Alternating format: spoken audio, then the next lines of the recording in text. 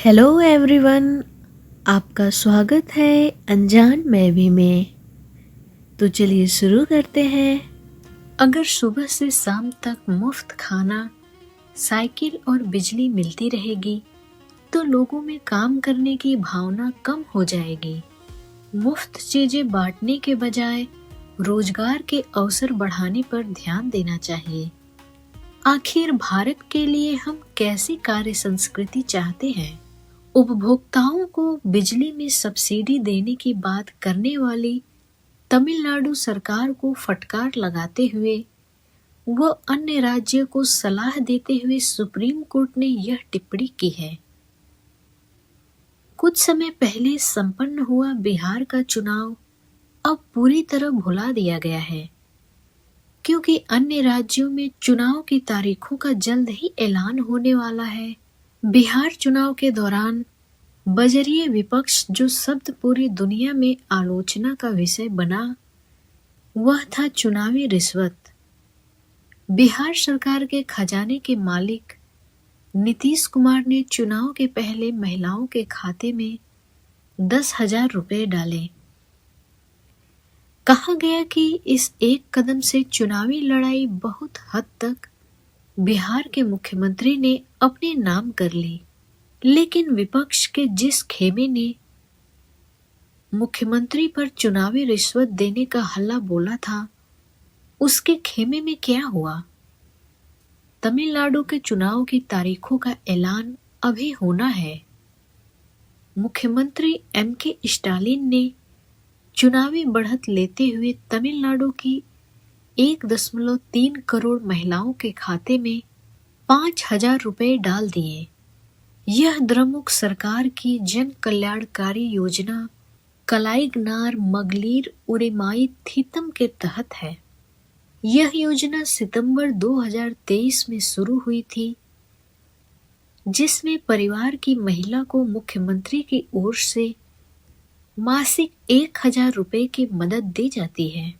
तमिलनाडु सरकार के मुताबिक 1,000 मासिक के अलावा मार्च और अप्रैल के लिए 2,000 रुपए का अग्रिम भुगतान किया गया है। इसके अलावा 2,000 रुपए का विशेष ग्रीष्म पैकेज है। स्टालिन का दावा है कि चुनावी मौसम में योजनाओं को रोका जा सकता है, इसलिए सरकार ने पैसे का अग्रिम भुगतान किया है। अब शायद ही कोई ऐसा राज्य हो जो अरविंद केजरीवाल के द्वारा शुरू की गई मुफ्त योजनाओं को नहीं आजमा रहा हो। अरविंद केजरीवाल का जन कल्याणकारी रेवड़ी थी और बाकी दलों का ऐसा ही करना सिर्फ और सिर्फ जन कल्याण है।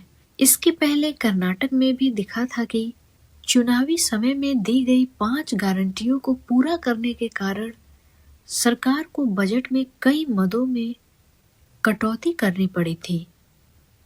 पक्ष विपक्ष दोनों की स्थिति देखकर यही निष्कर्ष निकाला जा सकता है कि भारत में गरीबी राजनीतिक इस्तेमाल की चीज बन गई है। सवाल है कि इसकी वजह क्या है? पहली वजह तो गरीबी का आंकड़ा ही है। अगर गरीबी इतनी अधिक होगी तो उसका राजनीतिक इस्तेमाल होगा ही। वही सुप्रीम कोर्ट की टिप्पणियों को किसी तरह का फैसला नहीं माना जा सकता है, वह सिर्फ सलाह ही दे सकता है।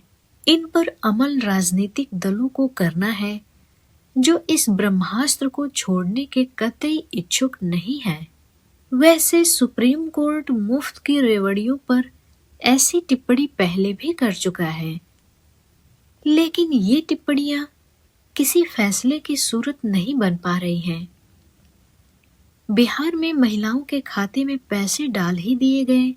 ऐन मतदान के समय उसे बढ़ाने का ऐलान किया गया। केंद्र सरकार ने ऐलान किया कि 25 करोड़ लोग गरीबी रेखा से बाहर आ गए, लेकिन मुफ्त राशन 80 करोड़ लोगों को मिलना जारी रहा। चुनाव दर चुनाव हो रहे हैं, लेकिन मुफ्त राशन लेने वाले लोगों की संख्या कम नहीं हो रही है। गरीबों की संख्या कम होने के बावजूद लोकतंत्र में इस समस्या का इलाज क्या है? समाधान भी सुप्रीम कोर्ट की टिप्पणी से लिया जा सकता है। सुप्रीम कोर्ट ने कहा, जो लोग भुगतान करने में असमर्थ हैं, उनकी मदद करना समझा जा सकता है, लेकिन अमीर और गरीब में बिना किसी अंतर के सबको सुविधा देना गलत नीति है। अब यह तो तय है कि जिसके पास भी सत्ता की कुंजी होगी, वह चुनाव के समय जनता के खातों में बहार लाएगा। यहाँ पर सवाल है कि क्या गरीबी इस्तेमाल की चीज ही रहेगी या फिर इसका उन्मूलन हो सकता है। इसका सबसे बड़ा उदाहरण है पड़ोसी देश चीन। 2012 के बाद चीन ने गरीबी उन्मूलन के लिए जो अभियान चलाया, वह दुनिया के लिए मिसाल बन गया। इसके लिए सबसे पहले डाटा तैयार किया गया, गरीबों का अलगाव किया गया, यानी किसी एक क्षेत्र को पूरी तरह गरीब नहीं माना गया। इसके बाद गरीबी की वजहों को रेखांकित किया गया। जरूरत के हिसाब से सड़क, बिजली, इंटरनेट की सुविधाएं दी गई। गरीबी का कारण भौगोलिक है, कोई बीमारी या फिर बेरोजगारी, इसकी पहचान की गई। वहां नागरिकों के लिए 9 साल की शिक्षा को अनिवार्य किया गया। गरीबों को सीधा पैसा देने के बजाय उन्हें डेयरी, खाद्य प्रसंस्करण, पर्यटन उद्योग जैसे क्षेत्रों में काम दिए गए। अमीर तटीय राज्यों को गरीब पश्चिमी राज्यों से जोड़ा गया। इन बुनियादी सुधारों का परिणाम यह हुआ कि चीन में 1980 के बाद 770 मिलियन ग्रामीणों को गरीबी से बाहर निकाला गया। विश्व बैंक के अनुसार यह दुनिया में गरीबी में आई कुल कमी का 70% है। चीन का उदाहरण इसलिए दिया गया कि कुछ समय पहले चीन ने दुनिया के सामने पहली बार अपनी सामरिक शक्ति का प्रदर्शन किया था। दुनिया भर के नेताओं को आमंत्रित कर चीन ने अपना विकास दिखाया था। आज जब दुनिया का शक्ति संतुलन पूरी तरह से बदल चुका है, तब भारतीय राज्यों के चुनाव व अन्य चुनाव क्या संदेश देते हैं। एक तरफ बिना पृथक्करण किए सबको मुफ्त बिजली, पानी या खातों में पैसे, और दूसरी तरफ विश्व शक्ति बनने का आह्वान। कोई भी देश उसके राज्यों व नागरिकों से मिलकर बना होता है।